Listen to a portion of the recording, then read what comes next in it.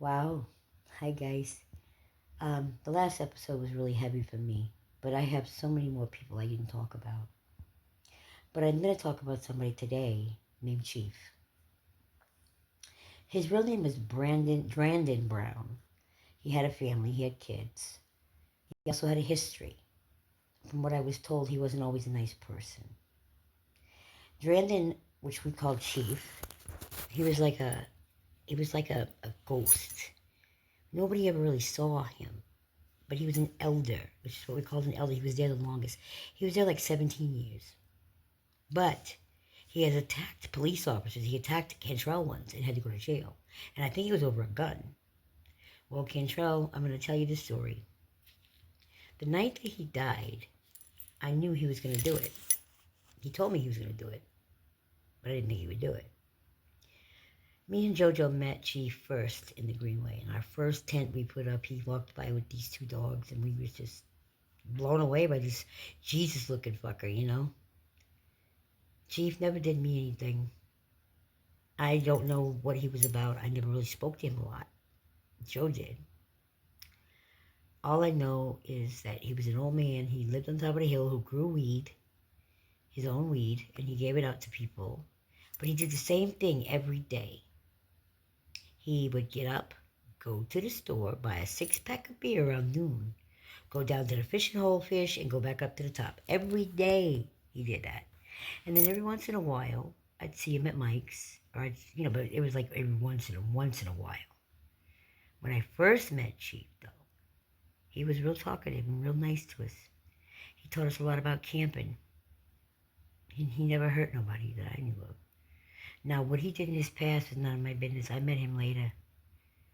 I don't like pedophiles and I don't like child molesters. And if that's something he did, I'll be just finding out about it because I don't know anything about the man. All I know is that the night before, he told me a secret. And I believed him. Because this hate group was horrible to us.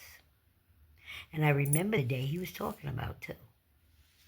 We were in the Greenway one day, and they had that reclaimed Brooksmeade shit going down, and they were picketing in the front. And when I was done with my shit, I walked down. They were still down there talking to Chief and Cowboy and the Debbie and one other person. And it looked like they were having a secret meeting or something, you know. So I go over there, and I have to, well, we're in a meeting, you're going to have to go. I said, who the fuck are you? I didn't know who the lady was, but she had a reclaimed Brooksmeade shirt on. Green. And a picket sign. She was an older lady. Apparently, she told the elders that they didn't have to leave, but we did. They didn't have to leave because we were the ones trashing it, and the younger generation didn't know how to camp, so they could stay in their camps. Well, Mr. Brandon Drandon believed her. That man stayed out there on top of the hill by Hindbows for 17 years. He built a man-made pond up there himself. He had lights that went all, it was he had a beautiful, beautiful camp. I only seen it twice. That's how quiet he was. But Mr. Chief there liked to order people around. He attacked Cantrell, which I did not approve of. But another thing he did, Cantrell, was always get his hands on a gun. The reason I went to speak to him that night, and then we argued all the way back to my house, and finally Joe was like, y'all quit it. I went there to tell him something because he was taking somebody's gun. We don't know he had a gun until Wendy told us. I don't know if it was loaded or not loaded, but he was going around every morning beating people in the face with this gun. Out of the blue. Like they would walk out their tent and he would hit them in the face. So they always came to me and JoJo because we always took care of business. And they said, when he shows up at my house and she's at my tent crying, blood coming out of her nose, big ass gash in her face. What's wrong, Wendy? Who did this to you? At first, I thought her and Chad got into it, but I didn't know everyone tried to hit her. He threw a bucket of poop on her once, but that was another story. I don't know how you did that, Mindy. I would have puked. But anyway, long story short, he was hitting people in the head because he was told he could stay. And then right before we were about to move out, which was like 2 days before he killed himself. Which, by the way, I'm going to say this to you guys. A lot of homeless people will do suicide by cop because they don't want to kill themselves. But they don't mind getting somebody else to do it. I lost 2 friends of mine in Crowley, Louisiana like that. It's an easy way to get the cops to shoot you. They got rules, and then you didn't kill yourself, you didn't go to hell. That's what they thought. Some people were very religious. But Chief said if they ever forced him out of his home, that he was going to have them kill him before that happened. I heard him say that for 8 years. When he found out, he came to me that morning after we got in that fight. I told him, don't hit nobody else, or I'm going to hit you. I was done with it. I had Wendy with a big gash. I was like, this is getting out of hand. I went to JB to hell, because him and JB were friends. I said, JB, handle your friend. I said, he's beating the fuck out of people. And that old man, he usually helped me. So, but this time around, I guess he just didn't know what to say. Chief was losing his mind, and he understood why. Chief came to my house that morning, and he said to me and Joe, I'm going to kill myself today. I'm done with this place. They're taking my home. I'm going to kill myself. I'm going down River Road, and I'm going to fucking kill myself. We didn't know what he meant by going down River Road and killing himself. So there's a disclaimer in this video. To all those who do not want to see the footage I'm about to show, no children, if you don't want them to get, worried or find something. This is the censored version. There's a version that's uncensored. He did go down River Road. And he just started throwing sticks at cars. He had a machete in his back pocket. And to the police officer that killed him, or both of you, you had to do what you had to do. The Greenway people are not even angry about this. After this happened, I had somebody come up to me from the Tennessee and asking me to do a report on it with them about the unjustly shooting. I said, did you see that video? I said, what was unjust about it? He went after that man's head with a knife. I said, if he wouldn't have shot him, he would have killed that cop. Because that's what he did. He was a Marine. He didn't give a fuck. He'd have killed that cop quick. And he would have laughed about it. He was out of his mind because they took his home. But I still feel like I need to tell this story to his children. He was a good man to me. I never had any problems with Chief, ever. He was loving. He would always ask me to say nice things and do nice things for people.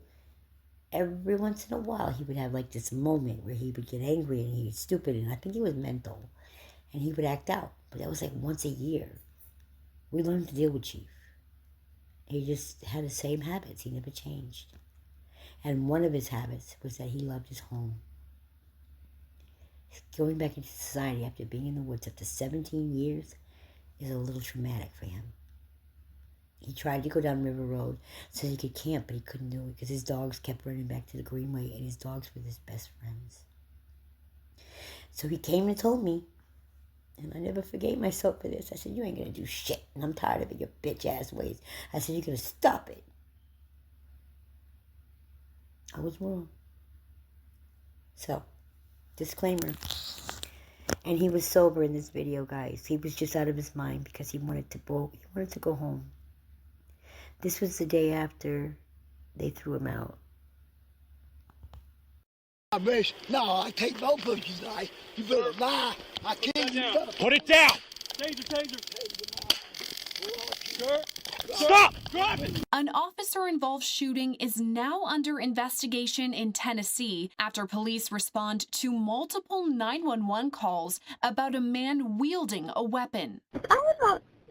I'm on River Road about a mile from Cumberland Heights, and there's a man, I don't know if he has a stick, a gun, and he's like waving it out on the road. It happened on Saturday, November 12th in Nashville, Tennessee. Between 4:45 and 6 o'clock that evening, multiple 911 calls came in for a man walking alongside the road. Some callers believed he was carrying a weapon, and others reported he threw things at their vehicles. He's still in the same area, but now he is throwing tree limbs at cars in the road. We've had 2 calls about him. One, he hit her car, and she just kept going because she's terrified of him. Yeah. And the next one, the same thing. 6 minutes after the last 911 call was made, 2 officers with the Metropolitan Nashville Police Department responded to the scene. What are you doing, man? Down. I got more right to walk on this street. What are you doing? Body camera video shows the officers approaching the man, asking him about the situation. Hey, let me tell you, I ain't got a drop of alcohol on me. I got screaming in my life. I'm slowing them son of a bitches down tonight. You illegal for one night, sir. I know you breaking the law. What you need in my life? I don't know how you live your life, who you pay for. God give him my right. All right. You ain't taking me. No, I ain't saying nothing. You leave it, boy. Local media outlets identify the man as 64-year-old Drandon John Brown. The Metropolitan Nashville Police Department has not yet confirmed the suspect's name. All right, so what's going on tonight? I'm throwing these down. Stand over here with me. Come on, walk with me. Walk with you? Yeah, walk with me. All right. Body cam video shows officers continue to work with the suspect who ignores their commands. Eventually, one officer deploys a taser twice in an effort to secure the situation. Sir, put that down. Put that down. Taser, taser. After that, the man charges at officers. That's when multiple shots are fired. Shots fired, shots fired. Sir, drop the knife. The suspect was pronounced dead at the scene. Neither of the officers involved were injured.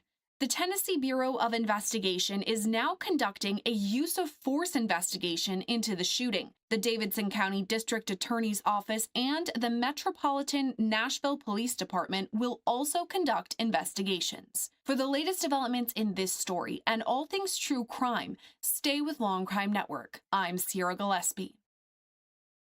Let's do some brass tacks talking. We're going to talk about Colby's Army. We're going to talk about Elizabeth Mallard. She was one of my roommates in the Greenway. She was one of my students. Her boyfriend Mark was an artist, and she was loving art like every day. She wanted to see my art. So I finally started to try to teach her lessons, and it eased her mind. And then one day she told me that I helped her to get out of there. Never when I'm doing my work do I feel like I'm inspiring people. I just tell them things that I know to try to keep my mind off of things, because the things and the death and the crime and everything I have to see, I have to love the lovely people that you guys hate, that you don't even know. I love them. And Elizabeth, you were one of them. And if I inspired you, I want to say thank you for telling me, because when I saw this next video and you were telling my son Smokey that you didn't want him to die, and you looked so good and you were just being you. I can't tell you that. One of my fondest memories as a kid out of the Greenway was seeing her art every day and me being inspired by it, with how she always had an expression of how the day was, or something happened, or she had a lot of requests and everything.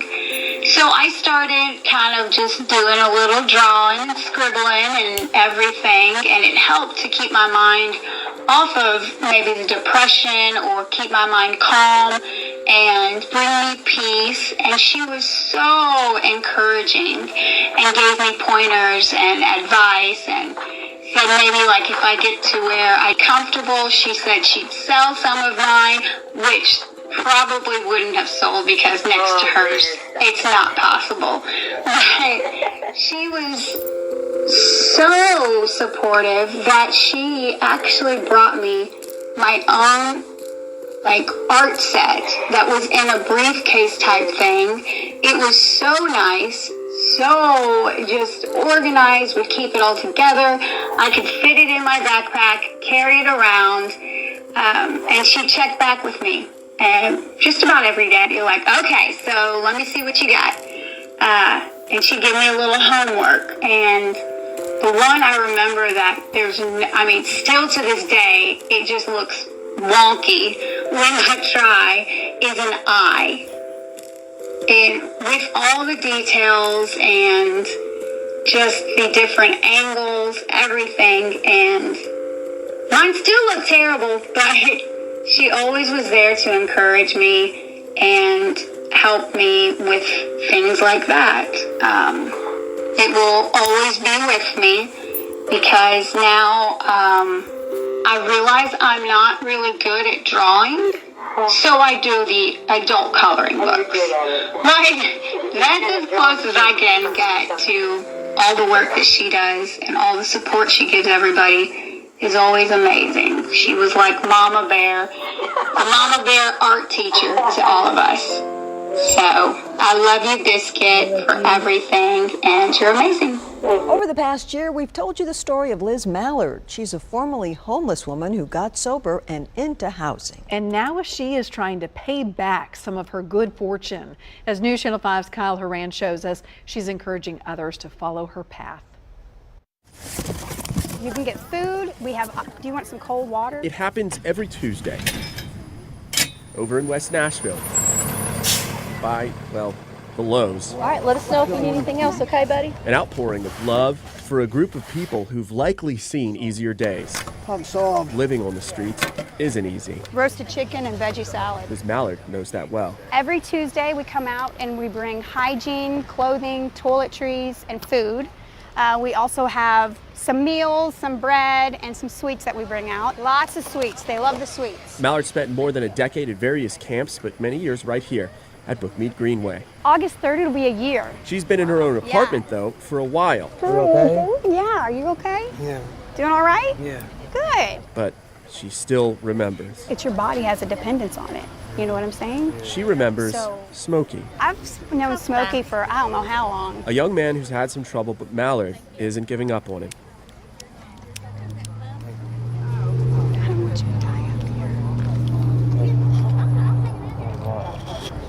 here. Seriously. Okay. Small steps, constant reassurance can convince a person to take the leap. He's really interested in getting housing. And I had talked to him a couple weeks ago about it, and today he goes, I really want some housing. Mallard says there's fear of leaving the known, but the encouragement of others, people like those with Colbys Army, is what got her on the path to sobriety and housing. Out here, you see a lot of death, you see a lot of bad things, you see overdoses, and they want to get out of it too. And to have the resources to do it is what, everybody's seeking. And there are many others who are joining her, like Julie Bendler from the Mental Health Co-op. We're just trying to give them what they need right now to do better for themselves, to know that this is not the reality that they have to settle for. Maybe you've seen the stories, the problems with Brooksmeade Greenway's homeless camp. But for the people trying to find a permanent solution, they see the people. I'll be on the special hunt for you. People who they feel can have the same story as Liz Mallard. There's days I wake up and I still am in shock that I'm in my apartment. And that's what I want them to see that's possible. With photojournalist Catherine Stewart, I'm Kyle Horan, News Channel 5. Wow. All of those people are so brave in their own way. And no one wants to be without a home, No one. And there was an interesting study that cities that tend to have more temperate climates tend to have higher homeless populations. Makes sense. Because you can live Sure. outside. And it's extremely difficult to communicate threats to folks that are away from a home or don't have a home or don't have a TV or a radio or a way to get conventional messaging. So even when you see communities like that don't have the access to cooling or even the knowledge to know that something dangerous is coming, there's just so many layers to it, layers to how we need to help each other. It's hard for me sometimes, guys, to actually listen to these stories. I've been crying right now, and I'm sorry, but I had to come on camera with no makeup. This is later. And I want to introduce you now to the most amazing people in the world, Colbys Army. Let me just let the videos talk for themselves. But whenever we talk about Smokey, I get like this emotion. Liz, thank you.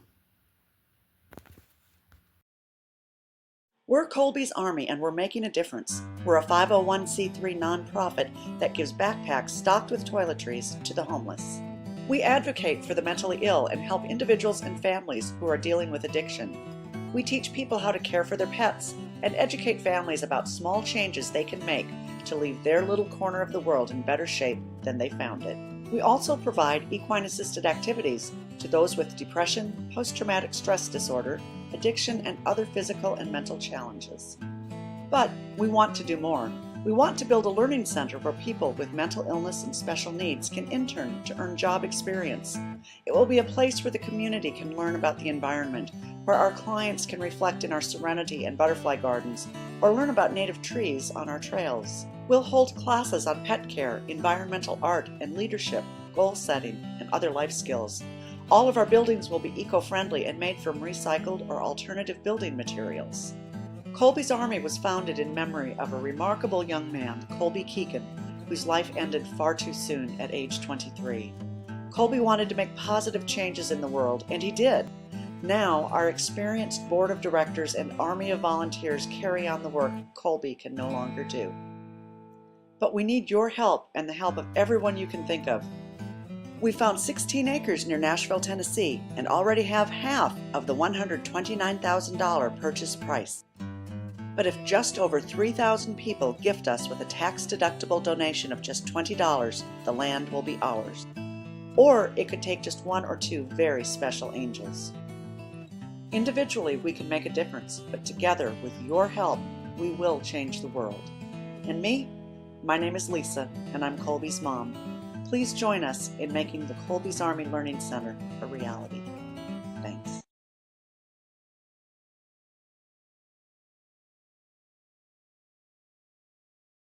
Hey, it's Lisa with Colbys Army, and we're just getting ready to go out and do some outreach.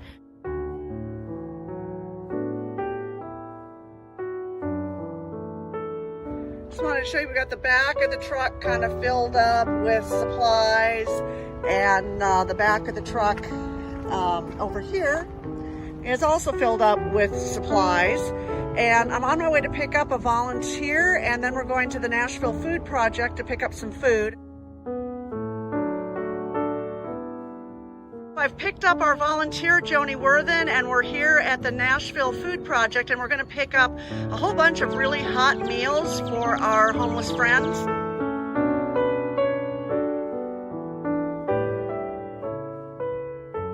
So today we have a pulled pork enchilada casserole with black beans that the Nashville Food Project has given us to give to the homeless. So we're real excited to be able to give them a hot meal.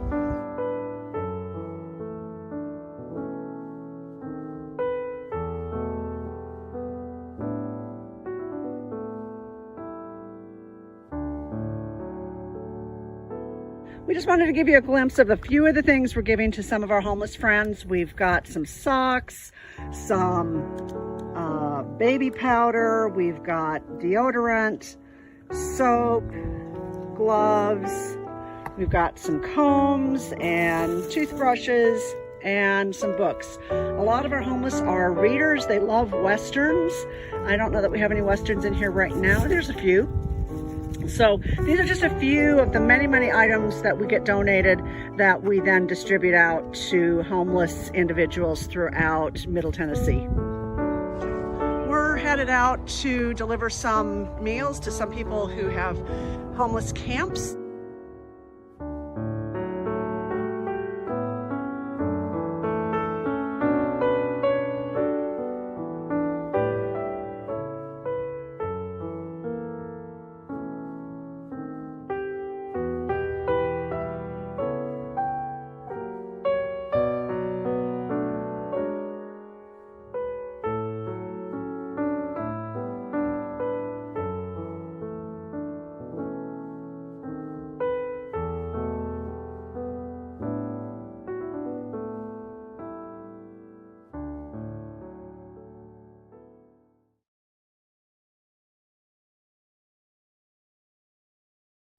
Hi everyone, I'm Lisa Wysocki, Executive Director of Colbys Army. We just got back from delivering more than 50 meals and supplies to homeless in the West Nashville and Bellevue area. And I just want you to think about the donations and the contributions that you give to us and know that they make such a huge difference in the lives of our homeless. If you ever think that you're not making a difference or that your contributions are not changing lives, we want you to see that they do, and we want you to see that from the people who are receiving them directly. I want to thank Colbys Army so much. They come out and help us out more than anybody. We love the support. We love the support of Colby in his name, and we just want everybody to know what Colbys Army has done for all of us out here when we are in need. And everything in his name and in his parents' name, everything. We thank all of y'all for helping us. Thank you so much. God bless you. I'm a Vietnam veteran out on the woods. I struggle these days, but if it weren't for these people, I'd probably be dead. Thank God for these people that help us so much. in a time of confusion, we try to support each other, but we need help. And that's where these guys come in. Thank God for them. And I don't know, I'd be dead without them. Thank you. I just want to say thank you to colbys Army. We've only been out here where we're at now for about a month now, and every week y'all come out and bring us the best meals. Not just a meal, it's the best meals. And you can tell it's made with love and from y'all's hearts. And I just want to thank y'all for having us on your hearts and being obedient to God and y'all's mission. Y'all doing a great job. Y'all gonna be rewarded. I pray blessings on y'all. For all your time and your support for all the people that need it. And I'm one of them, and I'm out on the streets, and it means a lot to us and everybody else. And we really appreciate all of y'all's time and effort and the money y'all put out in it. And, we thank you so much. I want to know that colbys Army comes out here and helps all of us. We're in need. We need, and we just love the way colbys Army is helping us out, and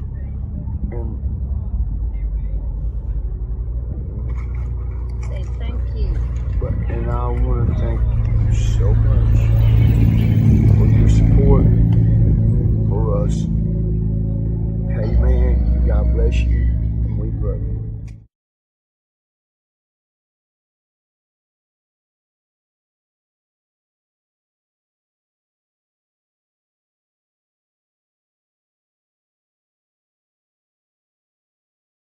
A local nonprofit is using horses to help people who were once homeless learn how to live in society again. It's a group called Colbys Army. They operate on grants and donations. News Channel 5's Kyle Horan tells us they hope a big yard sale they're having this weekend will help support them through another year. Tucked back on an unassuming part of rural Cheatham County. People are looking for the banners on the east side of George Boyd Road. It'd be easy to miss if you're not looking closely. If it exists, we have it. There's a barn. It's full of all kinds of donations to help a nonprofit that's helping many others. Right now, we're helping about 85 people living in homelessness. Colbys Army, named after the late Colby, Lisa Wysocki's son. And he passed away from a drug overdose. He had schizophrenia, could not be in a building. The walls kept closing in on him. She says he was homeless as a result of his condition. But he was the kind of kid who came home without his shirt or his shoes when he was 9, 10, 12 years old because he met somebody who needed them more. This nonprofit was founded in response, a way to help others. But how does a barn help the homeless? Getting him pretty. Yeah, pretty boy. This is how. Pretty boy. On the backs of horses, Wysocki is showing people how to care, how to learn new skills, the precision of riding. This is kind of my escape place when I come out here. There's no problems in the world, especially with these guys. Oh, that looks really nice. Today, Liz Mallard is riding. Good boy, Spike. She's formerly homeless and recently got permanent housing. I was so nervous. Like, can I do this? Oh gosh, it's gonna look terrible. Oh my gosh, I'm gonna humiliate myself. And now it makes me feel good about myself. He's looking at the camera. Hi, camera. It's difficult to explain how a horse can make someone feel better. So how does balance fit into your life? But maybe if we show you. If you take too much of one thing and forget about the other starts stacking up and it topples you over. Ooh, that's really profound. It's something like that. Because as Mallard can explain, no one tells you how hard it can be to leave the streets behind. This is the only thing that I look forward to. When things are just, with life on life terms, everything has changed and so good. And then when you get stressed out about learning to live a new life, you come out here and you just forget everything. The items in this barn were all donated to help keep this mission alive. Because while Wysocki's son may be gone, as long as this mission moves forward, others will be honored through his memory. I'm just so grateful that we're able to help people. Kyle Horan, News Channel 5.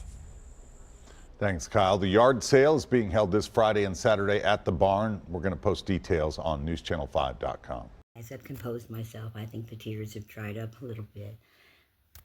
What a wonderful group of people. What a wonderful group of people. Aren't they? They've done more for more of these people that are homeless out here than anybody else. I would say they're the best of the best. Some of these people would look to them when they didn't have anything to eat. A lot of these people caused problems. They did. But they had problems. And I used to have to sit down and tell them, the people in the society that you live in, guys, don't owe you anything. That you put yourself here. I used to advocate for you guys. And then when these hate groups started coming in, and I seen some of the businesses that were working with them, it hurt me. The only business that did not turn our back was Thornton's and Lowe's. Lowe's didn't take the gas off the shelves. They kept it up there because they knew whether they liked us or not, that we would freeze to death if we didn't have it. They had hearts. I've done many pictures for you guys, a lot of them. I love you guys. And Thornton's, that's our second home. Because Smokey was very, very attached to Mr. David, the man that works there. And they all know me by name still to this day. Even the new ones get to know me as that loudmouth biscuit, Mama Biscuit. They all know me. I'm now working with the second generation of kids, the kids of the kids that I helped. And they're doing great. They're not following in their footsteps of their parents, who are still locked up, some of them. These kids could be out here gangbanging. They could be out here doing drugs. They could be dealing drugs. Instead, they're in front of Thornton selling candy. Candy that I get them. I give them money to get it so that they can sell it and they can make money for them to have in their pockets. And they do it instead of going out and doing drugs. Or they'll come sit with me. And every day they check in with me when I'm there. And when I'm not, they panic. When I got sick, I didn't come out for a long, long time. And they wanted to know where I was. And I was told that the homeless population now over there is even worse than it was before. I heard they had a robbery at Walmart with a gun. That stuff didn't happen when we were there. You guys said that we were the worst, but it wasn't us. And I wanted you guys to know that it wasn't us. I'm going to be honest, I've stolen from Walmart myself. I'm not innocent. And I apologize for what I did. I've rehabilitated myself so many times, I can't even tell you. But what I did it for love, and it didn't make it right. I hurt some people when I did. But I've done more good than bad. And I can make mistakes because I've been put into the corners like these people. And I'm not a saint, guys. I went to prison. I was a drug addict. I did all the things that these kids are doing now. Except when I was a kid, the drugs weren't like they are now. Fentanyl is amazingly scary. I know a kid that died from smoking a joint with laced fentanyl. But because I was part of the problem, I know now how to save people. And I have rehabilitated myself. I didn't go to rehab because back when I was a kid, you couldn't go to rehab unless you had 2 problems and you had to have insurance. And it's still like that today. But we healed ourselves with music as well. And I'm a big, big music person. And there's 3 songs that I would like to share with you guys that help these kids cope. One of them was by an artist named Benjamin Todd. We listened to Benjamin Todd a lot. We listened to John Prine, and we met him. John Prine was very wonderful to the homeless. And we also want to share a song with you, Miss Lisa. It's called The Addiction, and it's by a rapper named FJ Outlaw. And I don't know if you've ever heard this song, but it's about a man named Jimmy who had a talk one day with a man that helped him get some food. And he told the story the way that the rapper told the story the way that it happened. And this was a true story. And his mother was like you. She was always talking to him, trying to get him to come home. He was homeless because he was addicted to heroin. And unfortunately, he suffered his tragic end with it. But the mother in the story reminds me so much of you and the love you had for your son. So right now, I'm going to play The Addiction by FJ Outlaw. And as the song's finished, I'm going to tell you what they meant to people. okay? Those 3 songs I'm going to play were big inspirations for us in the Greenway. And I know that when you hear these songs, that they might even move you. John Prine did a song called Jesus, the Missing Years. And if you know the song, let me tell you about this. That song resonated with the homeless so much. When you said we all skedaddle, and we did that. At certain times of the day, we knew we had to get out of certain places or they'd arrest us. So we'd skedaddle, you know. And they had problems with religion. And when they heard that song, it was like, God, they just started believing because of the way you did it. You made Jesus Christ look like a normal person, and it resonated with them. I wish you were here today so I could tell you that, Mr. Brian. I met you on Broadway. You were walking down, and you stopped and talked to me and my husband when we were panhandling, and you were a wonderful man. And it was right before you died. And you were a blessing to this world. And Benjamin Todd, God, your music is so deep. There's so many songs that you've done that we can resonate. We Ain't Even Kin, we got that one really close to our hearts. I might play them both because your first song is called Using Again.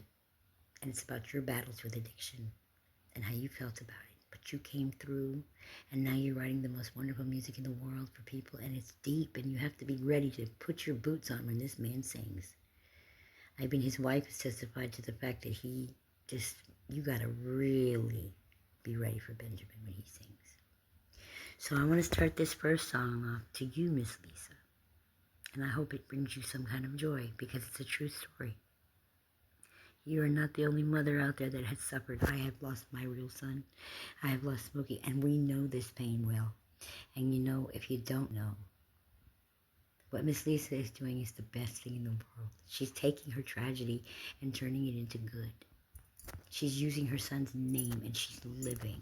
And that's what you got to do when you lose a child. Because you never should bury a child. Never. It's the wrong order of things. But when drugs and alcohol are involved, and schizophrenia like he had, and things like that, Miss Lisa, I know your pain, and I'm not trying to be sarcastic. You are the most amazing lady I've ever met. One of them.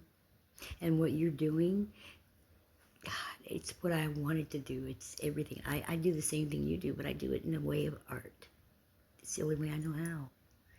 So if they take it away from me, it's going to be hard for me. I'm going to be so lonely because that is how I do my love, through art, through talking.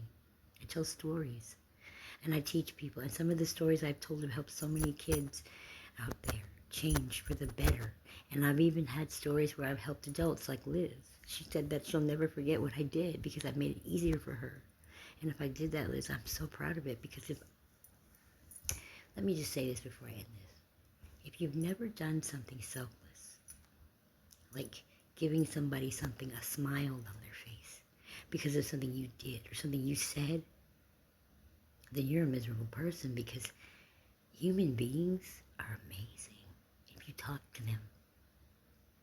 And when you truly make somebody smile because of you, it's better than any drug. It's better than anything you could ever receive. Your heart gets filled with joy.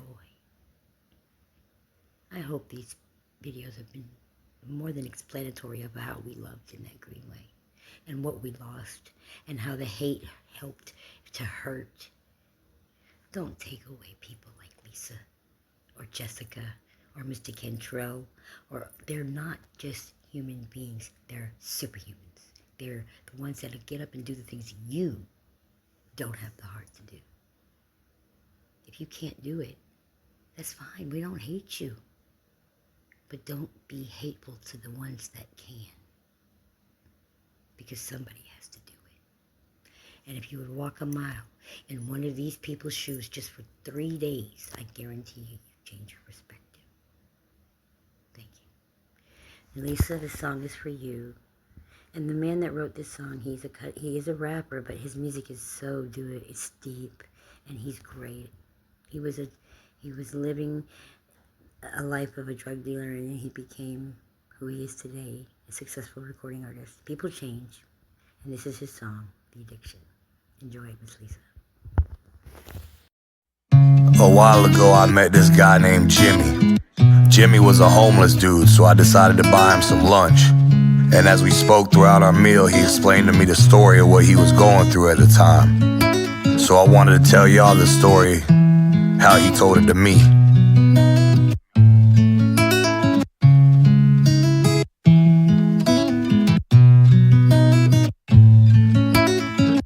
Hey there, hello my friend, I hope you know I'll be there till the end. Even though I leave, I'll be back again. Until the day you die, we'll be best friends. And I take you from your family and go further than their eyes can see. I don't care that it's just you and me, and we'll die right here in this poverty. He said, man, every day that I wake up, I'm still surrounded by this poverty. Mama tells me everything's okay cause Jesus walks with me. I really wanna see it, but right now it's really hard to see. I know, but I just wish that for a day it wouldn't bother me. Everybody struggles through their trials and their tribulations, whether it's dope or other people talking shit and hating. Born into the sin, my habits bring me really close to Satan. Wish that I could go, but I'm too broke to buy my own vacation. I'm panicking, scraping quarters for another sack. My people tell me that I need to get my life on track. Mentality is fuck 'em, brush 'em off and take another whack. I try so hard to quit, but every time I end up going back. And everybody thinks it's easy to quit. I go without for half a day, I start to cramp and I twitch. I'm so depressed, I feel so horrible, I'm feeling like shit. My muscles throb inside my body like they're pitching a fit. I can't be mad at anybody that I grew in addiction. I had a hatred for reality and made a decision. I love drugs and that there is why I'm in this position. I feel the need to get away from all the stress that I'm living, and they say, hey there, hello my friend, I hope you know I'll be there till the end.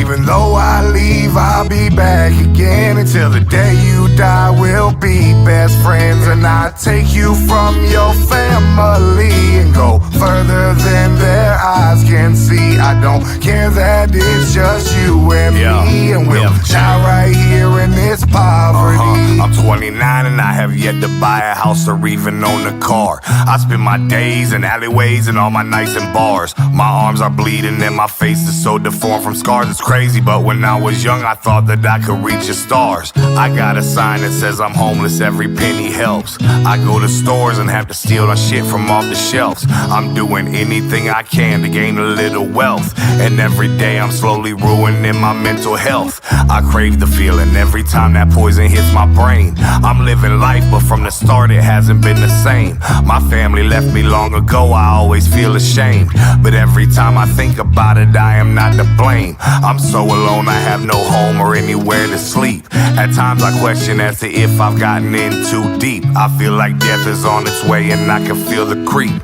but I'm too high to question why I can't get on my feet. It's getting colder in these woods with all the days that pass. He's shivering, he feels a numbness in his palms and ass. He didn't think that he would spiral to the point he had, nor did he imagine that the high he felt would be his last. Farewell, goodbye, my friend. I thought you knew I'd be there till the end. Even though I left, I came back again. Until the day you died, we stayed best friends. And I took you from your family and went further than their eyes can see. I don't care that it's just you and me, and we died right here in this poverty. Today's a week since Jimmy died and all his family just got the news. His mama cried cause deep inside she's dying from the blues. She tried to tell him from the start that it was bad to use, dying in her heart because she knew that in the end he'd lose. Her son is gone and every day she feels a little worse. She tries to smile but remembers instantly and hurts. Throughout the day she sits and thinks about her very words. Please just try to quit cause I don't want to see you in a hearse. But that's just life and that's the way the story had to end. Cause Jimmy felt that heroin could be his closest friend. So now he's gone and we can never see his smile again. Cause Jimmy fought a losing battle he could never win. Farewell, goodbye, my friend. I thought you knew I'd be there till the end. Even though I left, I came back again. Until the day you died, we stayed best friends. And I took you from your family and went further than their eyes can see. I don't care that it's just you and me, and we died right here in this poverty. Farewell, goodbye, my friend. I thought you knew I'd be there till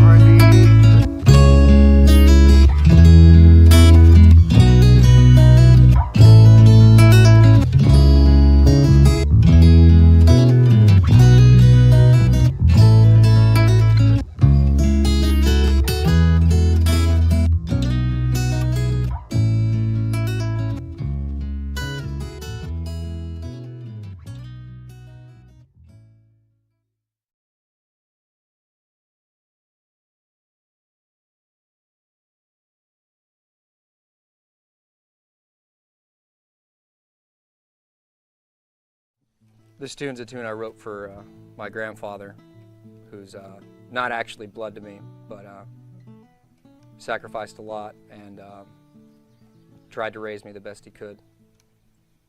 And we're here at his house in Muhlenberg County, Kentucky, where I came to as a child.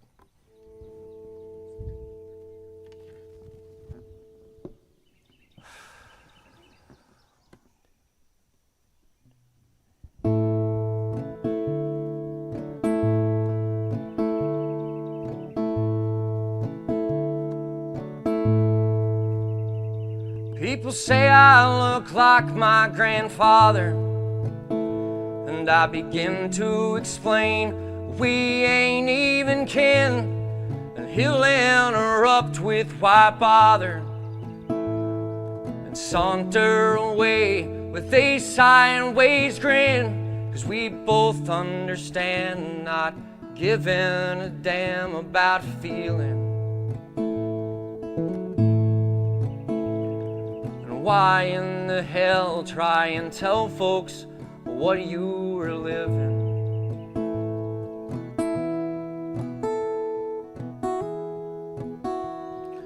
Life is defined by decisions, and you may burn bridges you ain't got time to mend. You're too old to be in this condition. You're too young for the Lord to take in. He'd read me the Bible till midnight, and he'd tan my hide when he caught me in lies. When I dropped out of school, we did fight, and we lost some years and our foolish pride.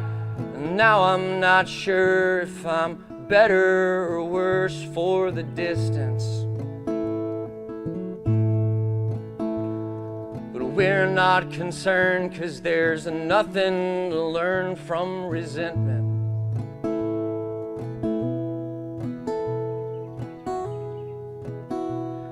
And life is defined by decisions, and you may burn bridges you ain't got time to mend. You're too old to be in this condition. You're too young for the Lord to take in. He cheers with the television, hoping this year Kentucky will win. And I'll give a yell from the kitchen, and I'll wear it with pride that I'm close to him. And I count the days and watch as the haze fills his eyes. But I won't complain, it's a privilege to live and die.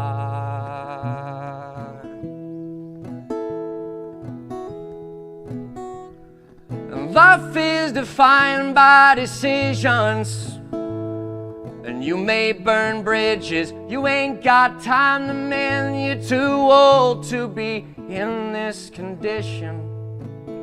You're too young for the Lord to take in. You're too young for the Lord to take in.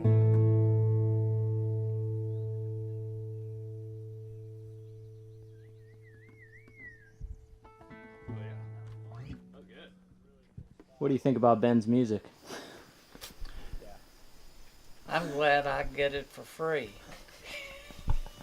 I always figured that he'd be successful when he finally figured out which direction he wanted to go. And he's proven me right. Well, you said at one point you thought either I would succeed or I'd go to prison, or... What I really said was that I figured he'd either go to jail or end up in the pulpit, and I'm still not so sure that won't happen down the road.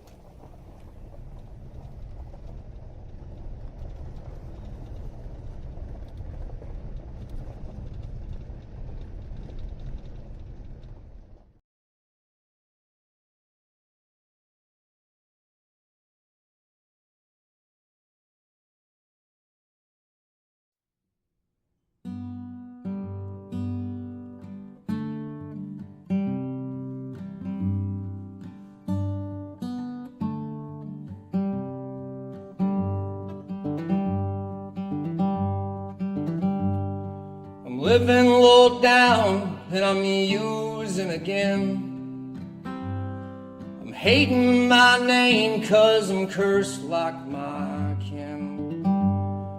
And if I should see you before I'm condemned, I hope you're deceived by the webs that I spin. I wish I was who I appeared, 'cause I despise the man in the mirror. Lost deep inside of my dirty old soul, some starry-eyed boy never taught self-control. The cost of my living was more than I planned, so I held the needle like a gun in my hand. And I wish I was who I appeared, 'cause I despise the man in the mirror.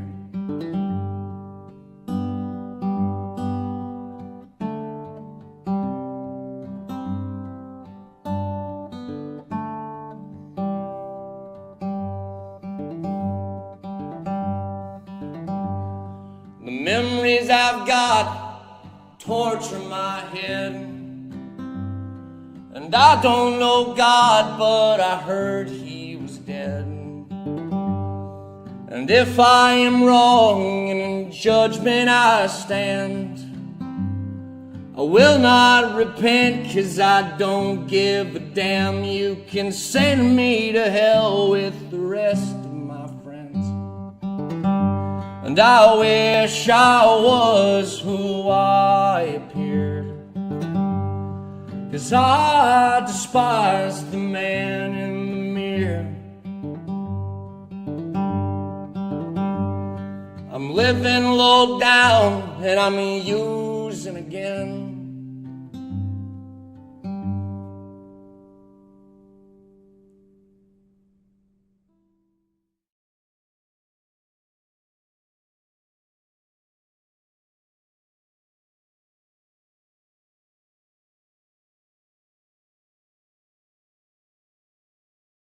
Jesus, the missing years.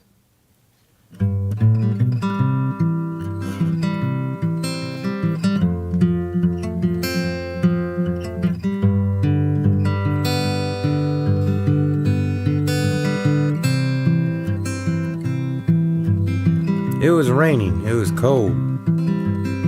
West Bethlehem was no place for a 12-year-old. So he packed his bag and he headed out to find out what the world's about. He went to France, he went to Spain. He found love, he found pain. He found stores, so he started to shop. He had no money, so he got in trouble with a cop. Kids in trouble with the cops from Israel didn't have no home, so he cut his hair and moved to Rome. It was there he met his Irish bride. They rented a flat on the Lower East Side of Rome. Italy, that is.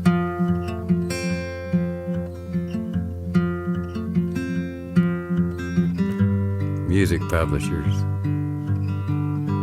bookbinders, Bible belters, swimming pools, orgies, and lots of pretty Italian chicks. Charlie bought some popcorn, Billy bought a car. Someone almost bought the farm, but they didn't go that far. Things shut down at midnight, at least round here they do, 'cause we all reside down the block inside of 23 Skidoo. Wine was flowing, so were beers, so Jesus found his missing years. He went to a dance and said, "This don't move me." He hiked up his pants and he went to a movie. On his 13th birthday, he saw a rebel without a cause.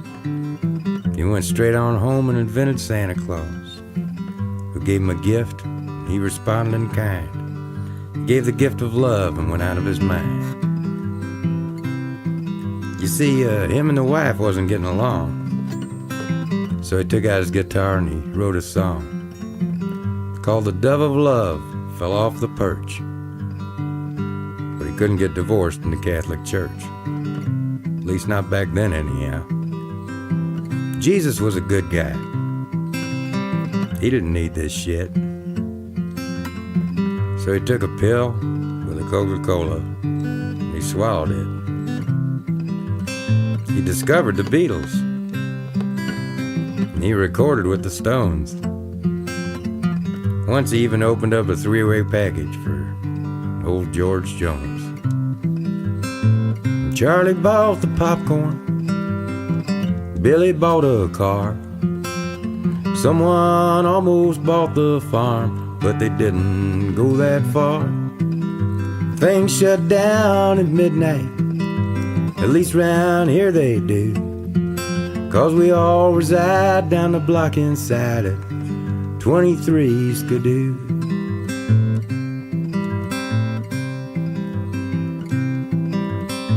The years passed by like sweet little days, with babies crying pork chops and Beaujolais.